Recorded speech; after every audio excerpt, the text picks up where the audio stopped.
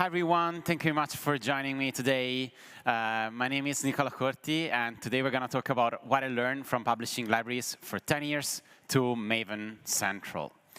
So, mandatory slide about myself. You can find me online everywhere as Corti Nico. I'm an Android GD. I do a lot of open source. I maintain a lot of libraries. Popular one are probably Detect, which is a static analyzer for Kotlin. Chucker, which is on-device debugger for OKHTTP, and React Native, which is cross-platform framework. Cool. So yeah, why I'm here today? Yeah, because I want to tell you a little bit of my story. And my story started from this. This guy here, it's a really simple library. It's called Slide to Act. And I published it. I made the repo open source 10 years ago, and then I published the first version, nine years ago. And I started from here. And back then, publishing libraries was a challenge. It was really, really complicated. Like, I had to learn, read a lot of guides, and it was really hard. So today, my libraries, I did some rough calculation, and I'm sure they are downloaded more than 100 million times every year. So I went a little bit of a long journey from that simple library. But what I hear from a lot of folks when we talk about publishing library is that it's really complicated. It's like rocket science. Oh my God, like too many guides, signatures, accounts, tokens, and it really is complicated. So today I'm here to convince you that publishing to Maven Central is not rocket science. You can learn it. As long as you know what you're doing, it's easy. And so I could have made the entire talk actually explaining you how to publish a library step by step, but I want to focus today on a lot of tips and learnings that I made throughout the way. So whenever you see a green check mark, that's a tip that I learned publishing libraries in my history. So let's get started in what I called Mission Maven Central. So what's our mission? Our mission is simple. So we want to get a library, which is a Gradle module called lib that I can compile locally with assemble debug, and I want to send it into space to Maven Central so that other people can consume it in this way. For example, with a group, which is io.apollo, name of the library, which is lib, and name of the version, which is versions, which is 13.0.0. So how do we achieve our mission Maven Central? Well, we need a launch plan, like a series of steps that are needed for our library to reach orbit. So the first step of our launch plan is actually we need to build our rocket. So we need to make sure it's working. Then we need to fire it up and upload it into space. And then we need to verify that we're actually good to take our journey and reach Maven Central. So we have an opportunity to verify that our release is good. And then once all is green, all the check boxes have been ticked, it's time to finally release our library into space for good. So let's start from the first phase, building. In order to have a library on Maven Central, the first thing that you need to do is to make sure your library can build properly. And when I mean can build properly, I mean you need to have a good CI system in place. You can't, you can in theory publish your library from your local machine without any CI, but that's not sustainable. You're not gonna get your library grow. So you definitely want to have a good CI with unit tests and also end-to-end tests. For example, I use maestro.dev for some of my libraries that have some UI components that I want to test. And also documentation. Good, if you, obviously probably use Kotlin, so have good KDoc coverage. You can use Docker to also have a little website alongside your library. Those are nice to have, and they're actually one of the requirements to reach Maven Central at some point. We would see later. Cool, so your library is building, great. That sounds obvious, but the next step is to decide your API strategy. So here's where things gets a little bit more complicated because you need to start thinking about how my library will look like to external users. 99% of the case when you're starting, you're just going to publish one single library, like Slide to Act. It's just one Android library contains a component, and that's it, nothing else. But if your library is a little bit bigger and a little bit more involved, you might want to have a couple of different types of publications. For example, you might want to start publishing different variants for debug and release. If you're publishing a debug tool, that's probably what you need to consider doing. For example, Chucker, the HTTP debugger, has two variants. There is a library that contains the debugger, and then there is a library, no op, that contains nothing.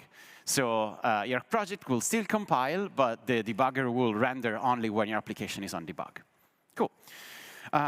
Maybe your library is even a bit more complicated than just this. So you actually want to start modularizing, no? And having like some smaller libraries, which is great. But then you might end up with having something like this.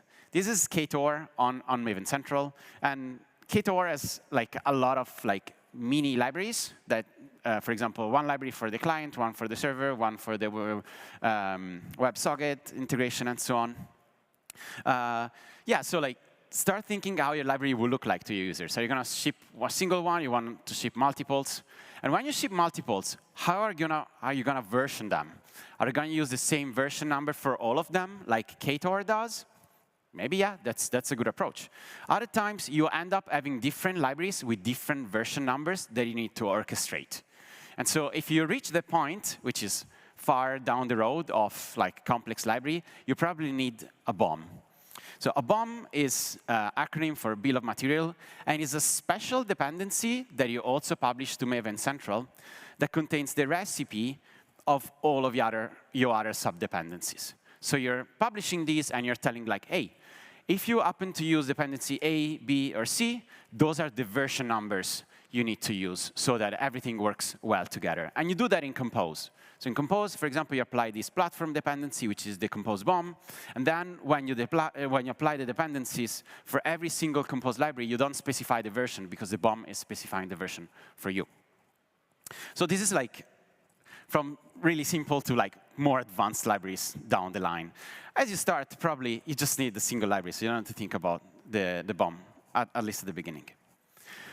Cool, so I also briefly mentioned about versions. So really, when you start thinking about your library, it's also important to start thinking about your version strategy, like how your library is going to be versioned. Most of the libraries go with semantic versioning, which is the classical major, minor patch. So easy peasy, we know it. But there are other schemas that actually might be useful at first. For example, one is the zerover. You can find it on zerover.org, but it's basically really similar to semantic versioning with the only difference that the first major number is 0. So this gives you the freedom to keep on shipping your library with breaking changes and just bumping the minor version. It's sort of a way to tell your users, like, my library is still unstable, and I'll be publishing minor updates. If you don't want to think about versioning, because versioning is a topic that it can get emotional. So like sometimes people are like, oh, am I so close to release 1.0? Is it 1.0 ready or not? You can just go with calver. Calver means just have your date. When the library is prepared, that's the version, and you ship it. It's so nice if you use year, months, and dates. And you don't need to think about versioning at all. And let me add a couple of other two versioning strategies that are available out there. Some projects are using it. The first one is the odd-even number. Linux kernel was using it. And for example, for them, if the minor was odd, it meant that the kernel was unstable. And if the minor was even, it meant that the release was stable. So you can go fancy here and just use whatever works best for your project based on how big it is. And another versioning schema that I really want to mention is like the TAC versioning. If you know TAC, and LaTeX is a tool to write documents, and that's the schema they use. Basically, that's an approximation of the pi constant, and every new release of TAC is like a next number, which I found it funny. But what I wanted to mention here is like version numbers are free. Just use whatever works for you, as long as you keep the contract with your users and you're clear on what is your versions about. Cool. So your library builds, and now it's ready to send it into space. So let's look at the upload. So you need to start thinking about a series of things that are needed only once you want to get in the mindset of going outside your private project. The first one is GPG signing. So whenever I talk about GPG signing, people escape, people are afraid, they don't understand why is this needed. It actually is quite important. So you need to sign all of your libraries with a GPG key. My recommendation is to create a GPG key pair, like private and public keys, for your, like ideally one for each library. Like every library should have its own set of key. Why? Because it makes easier to manage things. And how do you set it up? So in your Gradle file, you will apply the signing plugin from Gradle, and you will have a block like this one. So you literally create a GPG key with a GPG command on your console. Like there is a command to create a key. And with this block, you're telling Gradle, like, there is this use GPG CMD function that tells Gradle, like, hey, in my machine, I have GPG installed. Go there, find the key, and sign the release variant. This is one way of doing things, but actually my recommendation is to do one step further and use the in-memory GPG key. The in-memory GPG key works in a way that you actually get the key from outside. So in this case, I'm reading a Gradle property. So I have to read both the key and the passphrase to unlock the key. And I'm using this other function, use in-memory PGP keys. What this does, it tells Gradle, like, hey, don't attempt to invoke GPG on my machine. I'm giving you the secrets. So you will have the key and the passphrase to unblock it.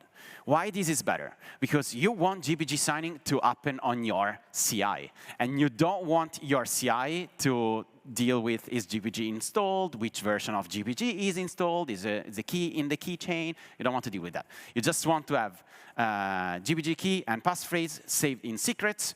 Gradle reads that and applies that in memory. You will then have to distribute your public key. So the private key remains with you. You put it on your CI. The public key needs to be published on the various servers where the key are shared, so that other library consumer can verify that you are actually the author of that particular library. So GPG is super important. People hate it, but it's so, so important. And we will see later in the talk, so stay tuned. And there are a number of scenarios where GPG saved us. But it is really like a crucial security feature of Maven. OK, so we are sorted out with the key. Next step is to think about creating an account on Sonatype. Sonatype is the service that runs Maven Central for us, so we need to create an account with them. And we will have to register our namespace, so our domain.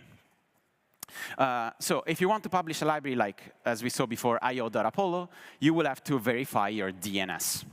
For example, in this screenshot, the user is trying to publish on com.publish-test. So they will have to add a txt record in their DNS entry to verify that they actually own that domain. You can actually publish also under com.github.username. And in that case, they will ask you to verify that you own that specific user by creating a project with a particular name. Once you verify, so they allow you, like, OK, you own this, now you can publish libraries there. You can create your access token. And the access token also goes in your CI as a secret. Tip here is to rotate your tokens periodically. With rotate, I mean someone goes there, invalidates, and creates a new one, and goes on the CI and adds the new value. Why is this important? Because if by any reason your tokens are compromised, someone will start publishing libraries on your behalf, which is not great. Cool. So what are the requirements for a good release on Maven Central?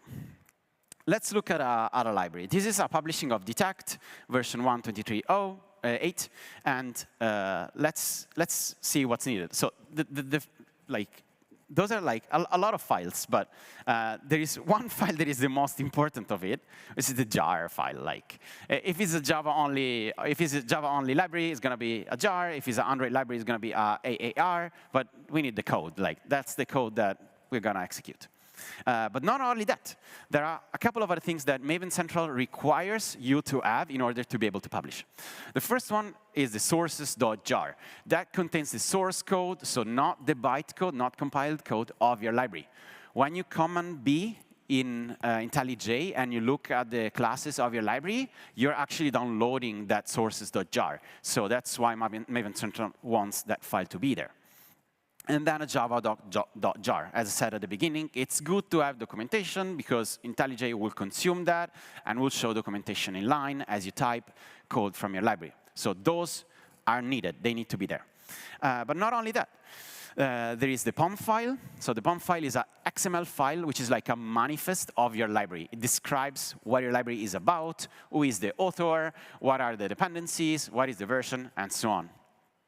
And then the signatures. Whenever you see a file .asc, that's the GPG signature of that specific file. So sources, javadoc, POM file, they're all signed so that Gradle or a human can verify that someone actually created that file. If the signature doesn't match, that's a huge problem. Someone modified an artifact and something fishy is happening. And then the rest of the file is like hash files, so like SHA and MD5 and so on. So this is like a super quick look through of the requirements. There are actually more. So for example, inside the POM file, the author needs to be there, the license needs to be there. They're all described on the Sonatype page of requirements. So my recommendation when checking the requirements and before actually starting to publish things is to try Maven Local before going public. Maven Local is like a local repository which you can just use by invoking publish to Maven Local Gradle task. And you can look into it. For example, if you start looking into a folder which is called .m2 in your home, you will see something like this. For example, this is a publishing of detect 2.0, alpha 0, and I see here that the .asc file are missing, so maybe my GPG setup is not correct, and I'm not signing the things, so maybe I will not be able to publish this to Maven Central. So that's like a way for you to verify that things are working fine before actually going on publishing to Maven Central.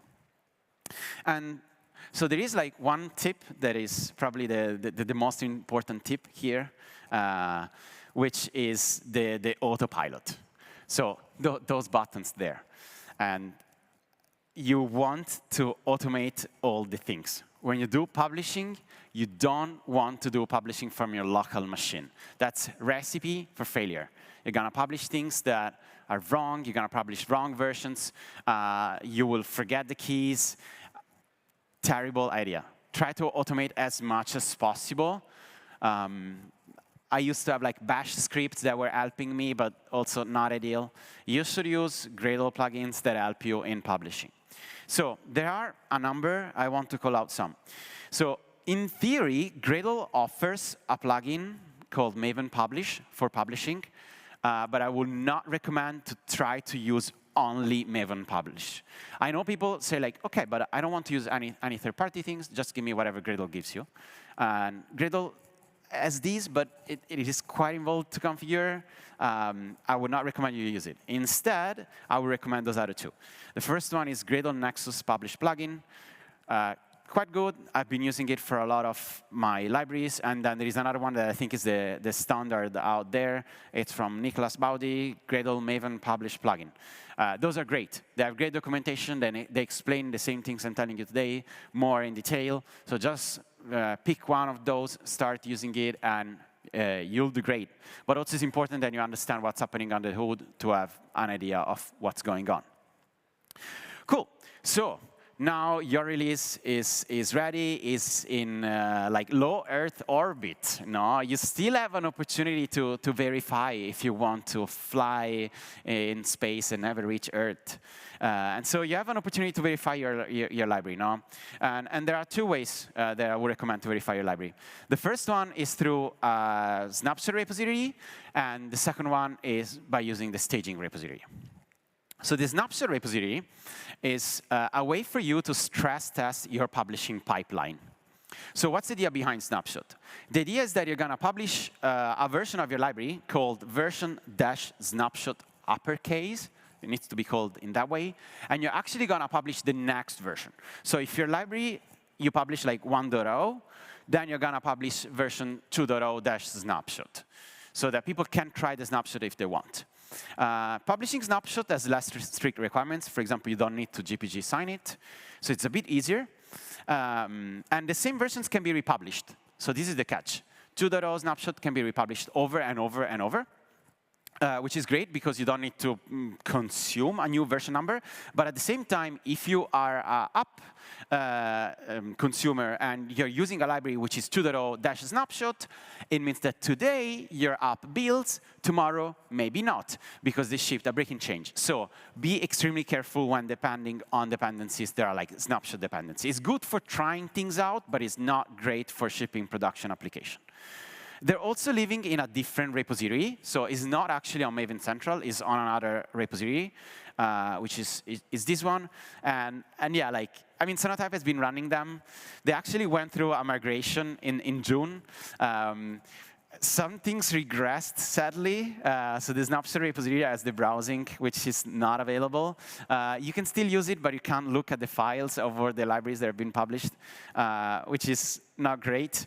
But yeah, I guess things will improve. If you're also having the same problem as I do, please click the feedback button and let them know, because I've stressed them quite enough to re-implement browsing for snapshot. So the other mechanism to verify your library is through staging. So staging is there every time. Like, basically, whenever you publish a library, it will always end up in a staging repository.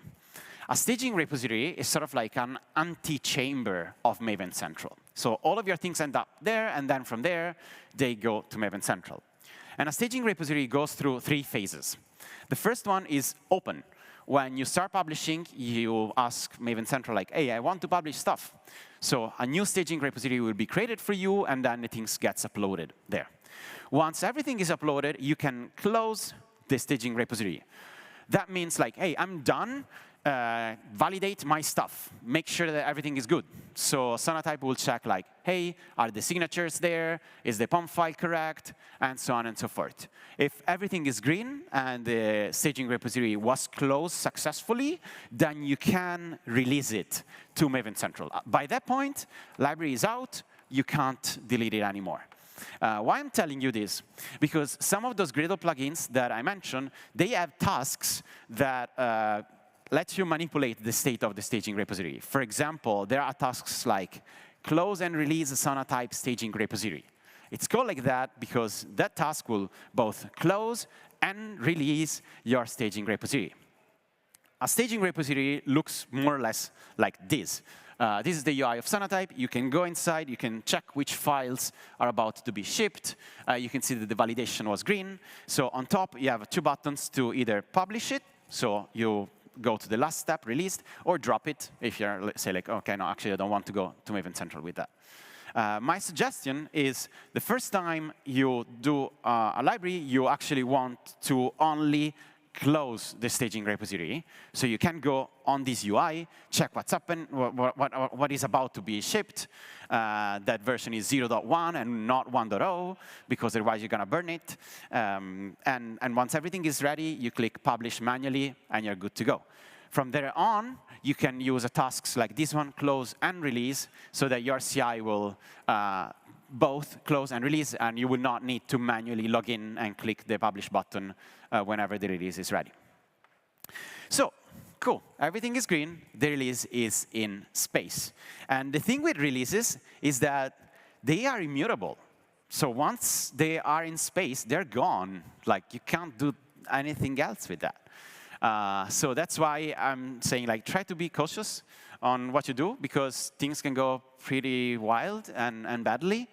Most of the time, if you need a mistake, you just need to republish another version with the following version number. No? So like, it can be like a 1.0.1 and with the fixes. The only tip I have here for releases is, like, timing is key. Releases take hours to appear on Maven Central sometimes. And there is no such a thing that I call internet transaction. So sometimes you have like to bump the version on your website and do a tweet and do a blog post and so on. And people will come to you and say like, hey, release is missing on GitHub releases, but it's on Maven Central. So try to do all the things as close as possible so that your user perceive your library bump as an atomic operation, although it's not, because things take a little bit of time to synchronize. Cool. So I guess now everything is great. So your library is in space, but, well, not always. Sometimes things go badly. So this is a video from SpaceX, how to not land an orbital rocket booster. Go check it out on YouTube. It's really funny. It's also really long. But yeah, this is just...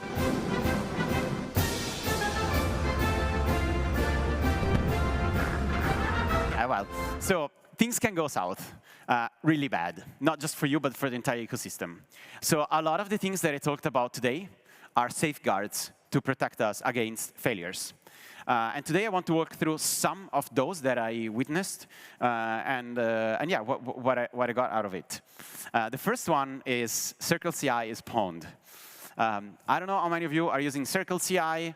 I've been using it for some of my projects. And yeah, like 2 years ago, January 4th, 2023, we came back from Christmas break, and we woke up with this amazing news that Circle CI was entirely compromised.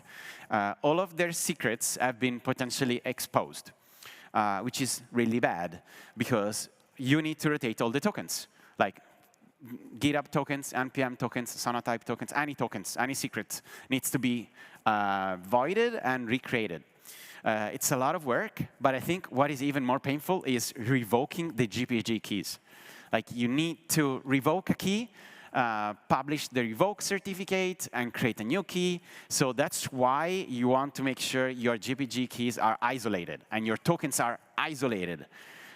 So make sure new tokens are scoped. Do not create one personal token for your GitHub profile that you use for everything. Because if that is compromised, people can do whatever with your GitHub profile. You don't want to do that.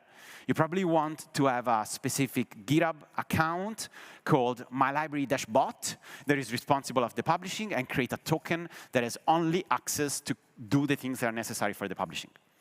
So try to scope the things as small as possible.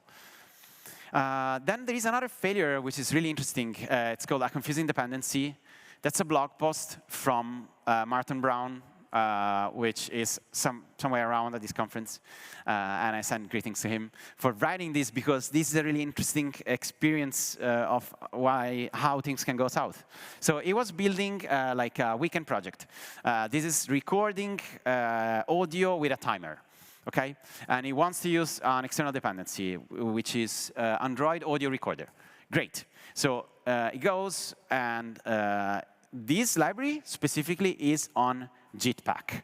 So you need to add an external repository, which is called Jetpack, and add the dependency. Cool.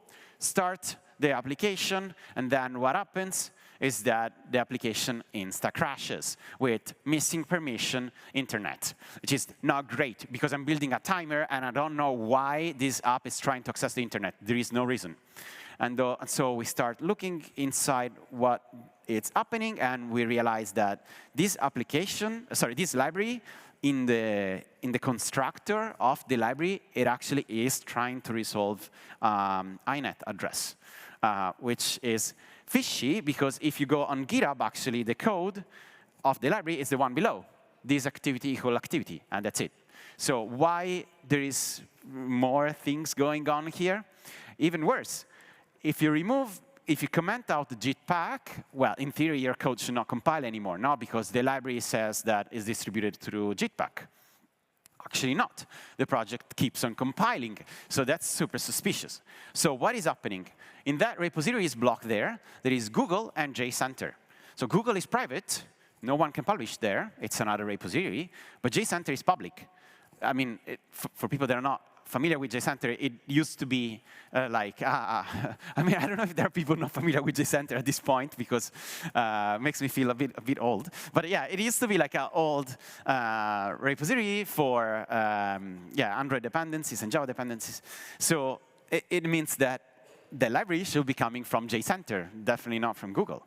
So we dig more, and we discovered that there was a new user on JCenter called Jake Wharton with 2A, which is an obvious typo. And that user passed validation of JCenter and was able to publish a library with the same exact coordinates as the Android audio recorder library. So because of the order of the repositories, we were actually fetching a malicious dependency. So this is a type of attack. It's called a supply chain attack, because our dependencies are violated. This particular one is called typo squatting, because it relies on a typo on a name.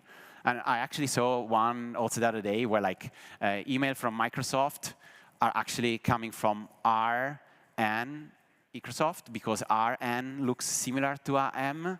So like these kind of attacks are actually quite popular.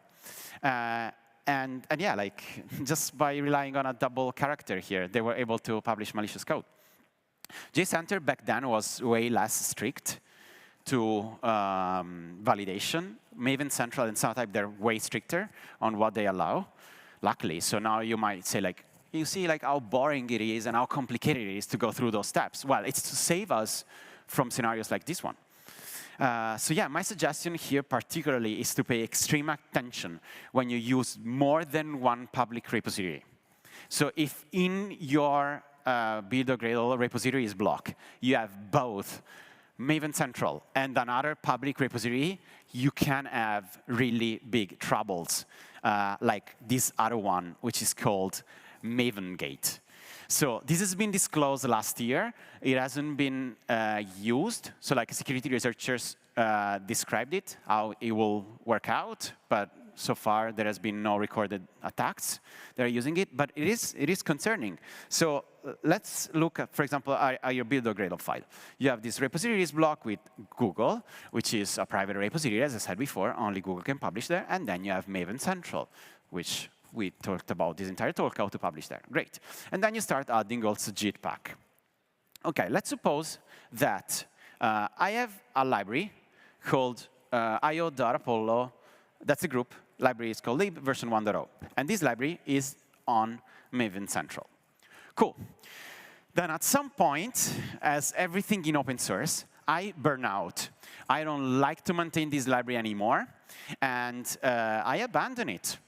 The domain, apollo.io, expires. So someone else can purchase it. Like, everyone else can purchase it, no? And so in theory, an attacker, what they could do, they could, again, re-register the domain and try to go to Maven Central and say, like, hey, I want to register io.apollo now. So Maven Central, they're smart, and they say, like, oh, no, this was already published in the past. We don't allow re-registration of existing domain. But JITpack instead never had a registration of io.apollo. So in theory, what I can do, like a malicious attacker, what they can do, they can publish version 1.1 of io.apollo lib inside JITpack. And at that point, you, developer, what you notice if you have this setup is that Android Studio will tell you at some point that there is a new version of io.apollo, version 1.1, and you should update. And you click, yes, do that. And then you start to fetch a malicious dependency from another repository. So how do we protect ourselves from these kind of things? Those GPG signatures that I said before, they are important and actually can be used to prevent this kind of attacks. So Gradle has a mechanism to consume those signatures and write the verification result on file. If you invoke this flag, write verification metadata, PGP, Gradle will basically start to download all those signatures and will put them on file. So if they change, you will see that a file has changed in your repository, and you're like, why that signature verification has changed? And it will start like emitting you a lot of warning, like, hey, this signature changed between these two versions. What happened? What would have saved us here is also to use a Maven proxy. So if you work in a big organization and you still consume packages from Maven Central, from the internet, that's a risk. You should consider having a Maven proxy locally that orchestrates all of your dependency and can run antivirus software on it and verify that your dependencies are not altered. Then do not let your domain expire, please, especially if you have libraries published under that domain. And do not abandon your GitHub users, because the same thing can happen if, or if you rename your GitHub user, your previous GitHub username becomes free again for registration. So someone could re-register that. If you want to change your GitHub username, please register a new one and put a placeholder on your previous one. Don't let them expire. And in general, do not use Gitbuck or a combination of other public repository. You're exposing yourself to potential attacks. So just be mindful when you do these kind of things. And now you might be wondering, OK, this guy's talking about Maven Gate. It doesn't happen, so not a problem. Actually, there are ongoing supply chain attacks like this one. 2 billion hack. Some weeks ago, those packages on NPM have been compromised. NPM has like 1 order of magnitude more downloads than Maven Central. There are popular packages like Chalk. Chalk is downloaded nearly 300 million per week. And it's this guy. Like, if you ever used anything Node-related, web-related, and you see some console coloring, that's Chalk. That's doing it. So you probably run it on your machine at some point in your life. That has been compromised in a really bad way because the maintainer received an email to rotate their two-factor authentication tokens, which look really legit. No logo, there was an expiry date and a link and so on. The only suspicious thing was that this email was coming from npm.js.help, which is not an official NPM domain, although a lot of companies are using this .help or like other domains to do their operations. So it looked legit. And yeah, people, like the guy clicked on it, and then OK. Yeah, my glasses were talking to me, sorry. Yeah, so what happened is, yeah, at some point, version 033 appeared on NPM. And, well, this is already suspicious because the previous version was published like 7 years ago and had like 23 million download and whatever. But yeah, why this guy came? Well, this guy came on NPM because it contained this really bad line here at the bottom. Which is basically the same thing that we saw before in a suspicious dependency. It's like same exact library, but also do this extra step. And this extra step, if you try to like understand what it's doing, is doing really fishy things. So yeah, again, another supply chain attack with a social engineering aspect, typo squatting, phishing, whatever. Like they are common. They are happening. GPG signatures would have saved NPM here. They don't do signatures, so and even for us, we have GPG signatures, but I'm sure not many of you are actually doing the validation. So they are there. They save us for situations like this. And then another suggestions that I have is attempting to investigate these kind of things sometimes might do more harm than good. What I mean is, like, if you try to look at this const line and you try to understand what it's doing, you might accidentally like make requests to a URL where you don't want to make requests. So be extremely careful when those kind of things are happening. If you notice something, make sure your security team is on board and they know what's going on. Again, this is real. It's happening now. There was an attack last week on NPM. It's called Shai Hulud, which is the worm from Dune. And it was like a self-replicating supply chain attack, still ongoing on. 200 packages compromised. Like, they're happening. Those things are real. Maybe someday there will be like a really big attack on Android. And I hope that what you learned today made you like safer so that your application doesn't blow up. And with this, I hope that yeah, we were able to achieve our mission Maven Central with success, and I'm happy to answer your questions.